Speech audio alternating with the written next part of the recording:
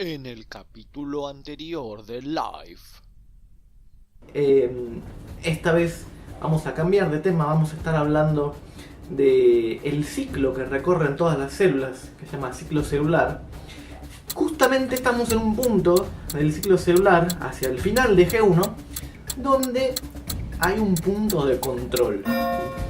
Es necesario un conjunto de proteínas que puedan controlar el ciclo celular.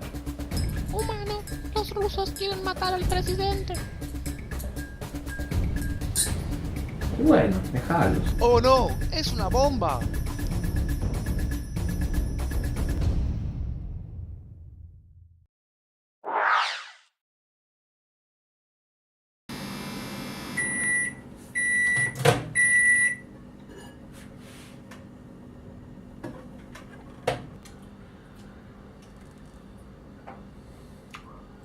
Buen día y bienvenidos una vez más a Live.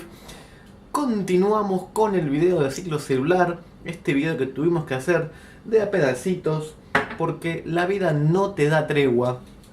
La vez pasada estuvimos hablando acerca de las etapas del ciclo, que si G1, que si S, que si la etapa G2, qué ocurría en cada una. Y esta vez nos vamos a enfocar principalmente en qué es lo que regula el ciclo, qué determina que en la etapa G1 pase tal o cual cosa, qué es lo que determina que haya puntos de control que tengan que ser superados para poder avanzar en el ciclo. Entonces, sin más demora, vamos ya mismo a concentrarnos en el ciclo celular. Pero ahora me tengo que ir, así que vengo en un rato y después sigo.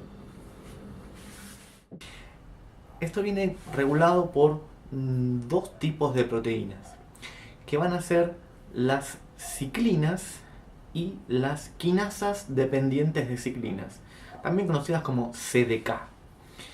Las quinasas son un tipo de enzimas que catalizan el agregado de un fosfato a alguna otra cosa. Hay quinasas que catalizan el agregado de fosfato a proteínas, hay otras que catalizan el agregado de fosfato a carbohidratos, a lípidos, etc. Hay un montón de tipos de quinasas. Pero estas CDKs son especiales en el sentido de que sin una ciclina no tienen ninguna actividad biológica. Como que están a la espera de encontrarse con su ciclina para que eso les permita poder iniciar la fosforilación de alguna otra cosa, ¿no? Y las CDKs, lo que tienen de curioso es que se fabrican de manera constitutiva. Eso en biología significa constante. Es decir, que vamos a encontrar a las CDKs dando vueltas por el citoplasma todo el tiempo. Siempre, en cualquier estadio de la célula, hay CDKs dando vueltas por ahí. Las ciclinas, por el contrario, son las que, como su nombre lo indica, ciclan. Las que van cambiando su presencia o ausencia en distintos puntos del ciclo celular. Una manera de representarlas es usar letras, si son los nombres que se les suele dar, ¿sí? Y la podemos ver en un gráfico, cómo cambia la concentración de ciclinas a lo largo de los distintos estadios del ciclo, ¿sí? Así es, por ejemplo, como que justo en el intervalo entre G1 y la fase S aparece una ciclina, ¿sí?, que antes no estaba, ¿sí?, que al unirse a su CDK, ¿sí?, es para este caso la ciclina E, al unirse a su CDK de manera específica, la ciclina más la CDK, esa en particular, pueden fosforilar a otras proteínas y en el caso de esa ciclina E lo que hace es iniciar la fase S, desencadena todos los sucesos que van a pasar en S, ¿sí? Inicia la replicación del ADN, ¿sí? Eso es lo que determina la presencia de la ciclina E. Al punto que antes se les conocía a estas cosas como los factores promotores, ¿sí? El caso de la ciclina E con su CDK específica se conoce como el factor promotor de la fase S, ¿sí? Una vez que se inició la replicación, la ciclina E rápidamente es destruida. También por algo que estimula la misma ciclina E, es algo medio curioso, ¿no? La ciclina E estimula la aparición de una segunda ciclina que lo que hace es estimular la destrucción de la primera. Y eso lleva a, es un mecanismo importantísimo porque lleva a que la replicación se inicie solamente una vez. ¿Sí? Si no, podrías terminar, en vez de con 2 copias de ADN, con 4 copias de ADN. En fin, para cada punto entonces del ciclo vamos a tener una ciclina o un conjunto de ciclinas que al unirse a sus CDK de manera específica van a estar activando los mecanismos que ocurren en cada una. Por ejemplo, para el segundo punto de control, el punto de control entre G2 y la división celular, hay otra ciclina que es importante, que es la ciclina B. ¿Sí?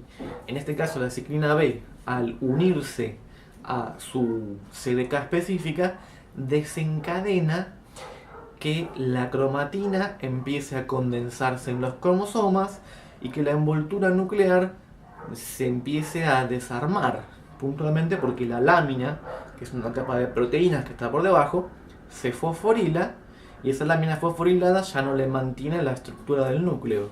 Entonces comienza con los dos primeros sucesos que son típicos de mitosis o de meiosis, ¿sí? Que implica condensar la cromatina en cromosomas y que la envoltura nuclear va desapareciendo.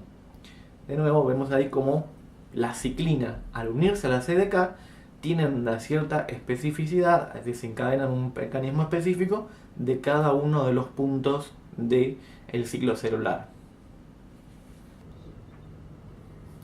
Lo otro que hace falta saber acerca de esto es la actividad o la importancia que tienen dos tipos de genes, que van a ser los protooncogenes y los genes supresores de tumores. ¿Sí? Acá hay una pequeña cuestión dentro de lo que es la biología que es media turbia, en el sentido de decirle a algo gen supresor de tumores, como si el gen pudiera ser responsable de algo. ¿Sí? Si fuera a ser responsable de suprimir el tumor, o en el caso del protooncogen fuera responsable de hacer aquello que hace, ¿no? Bien, hay quienes dentro de la biología que lo toman así, lo consideran así, y aparecen muchas veces en los libros, incluso así expresado. ¿Sí? Hay quienes otros dentro de la biología que creemos que en realidad los genes no hacen nada. Los genes son información que está dentro del ADN.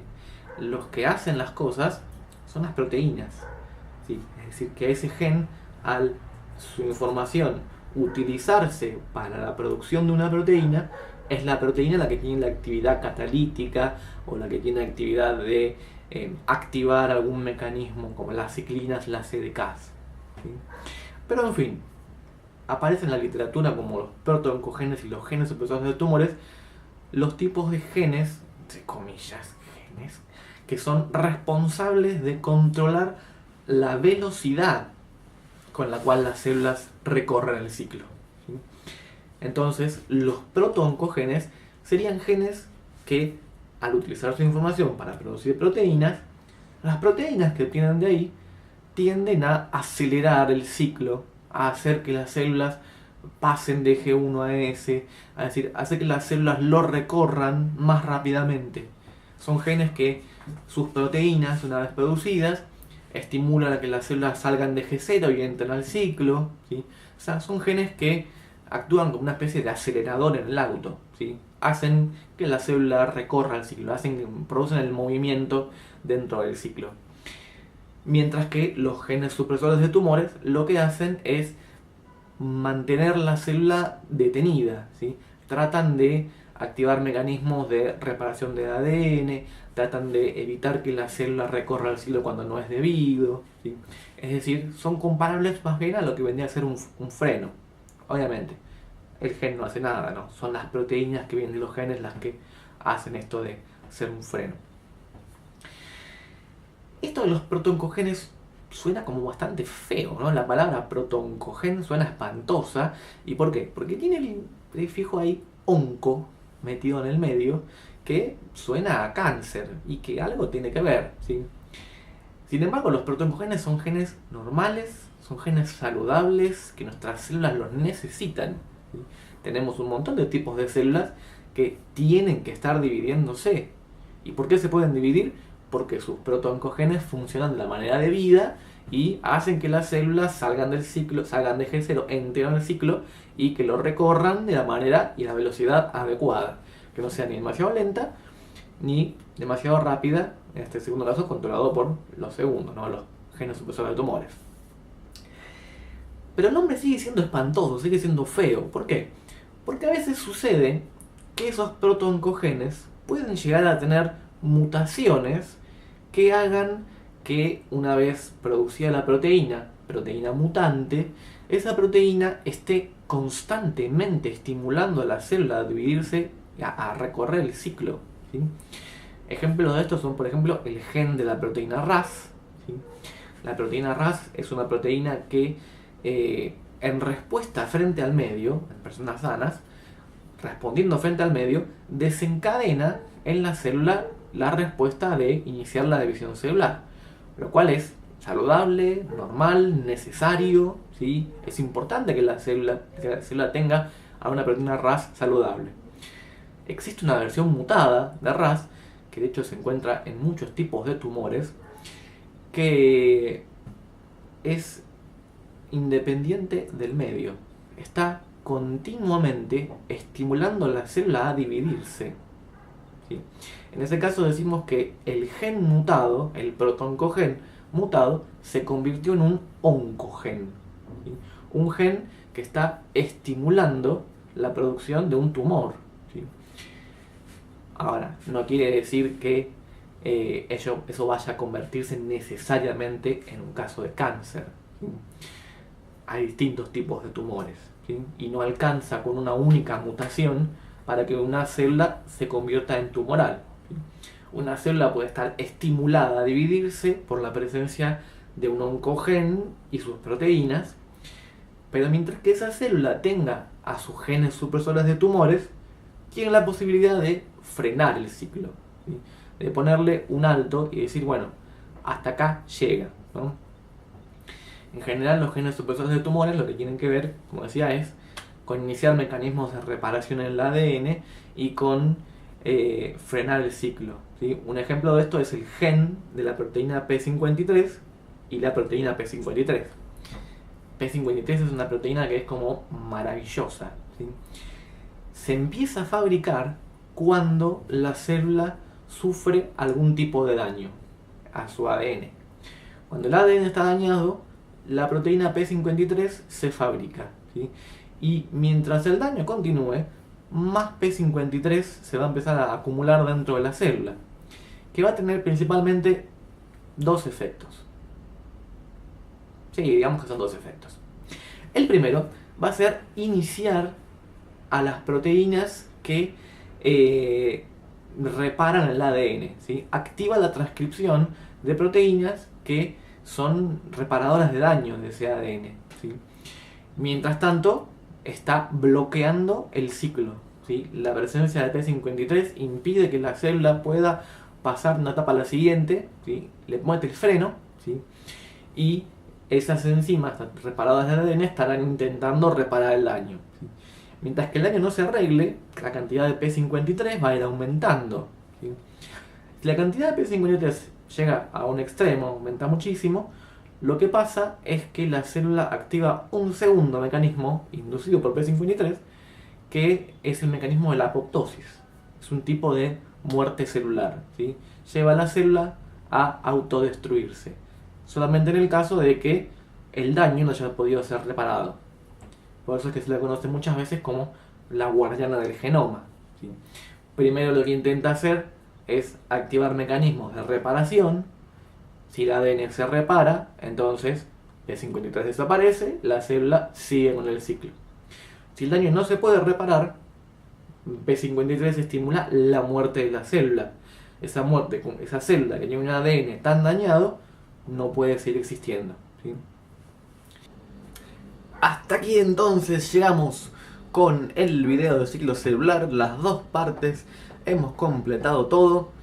Entonces les digo, pongan like, suscríbanse, comenten y hasta la próxima.